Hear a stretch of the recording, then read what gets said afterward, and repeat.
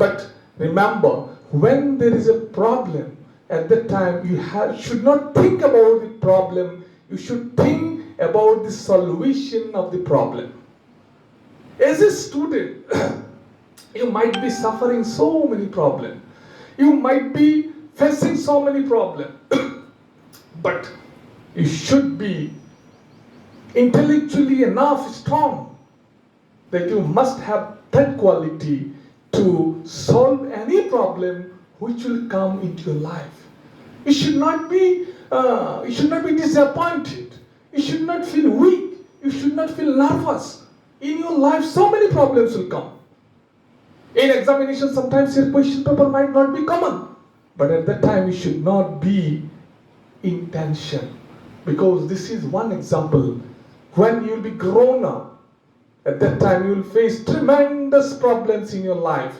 And problems should not bow you down. You have to try your level best to finish that problem, to solve that problem. My dear student, second is fifth is coping with emotion.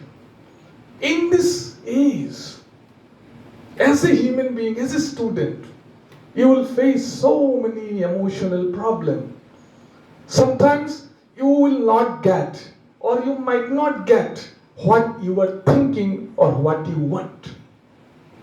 Supposing you want to be a successful student, you want to get letter marks in any subject, but you are not getting. At that point of time, you have to cope up your emotion. You should not feel nervous, because it has been found that so many students, when they are not able to show a good result in the final examination, or when they are failing the examination, they have taken the extreme step of suicide. My dear student, you should not do so. You should not feel nervous, because this is a life. And life is full of ups and downs. In your life, sometimes you will feel you are in up. Sometimes you will feel that you are in down. Sometimes you will face problems. Sometimes you will face so many kind of problems. But remember, as a human being, you have to be enough strong to face any problem, to cope up with any emotions in your life, because you are a human being. If you read the newspaper, if you see the social media, you will find so many students are doing suicide, because they were not being able to cope up with the emotions. So in your life, if any problem comes, if any kind of situation comes, please do have an adjustment with that problem. This quality as a student, you have to learn, you have to earn. Another thing is that empathy. There are two words, empathy and sympathy.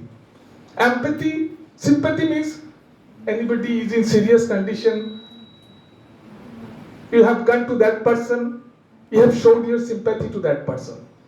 This is one quality. And empathy is that you have to be in the position of that aggrieved person, that he is a poor man, and if I become poor, what will be my condition? That means you have to think about the condition of that person who is suffering from any problem or who is in any problem.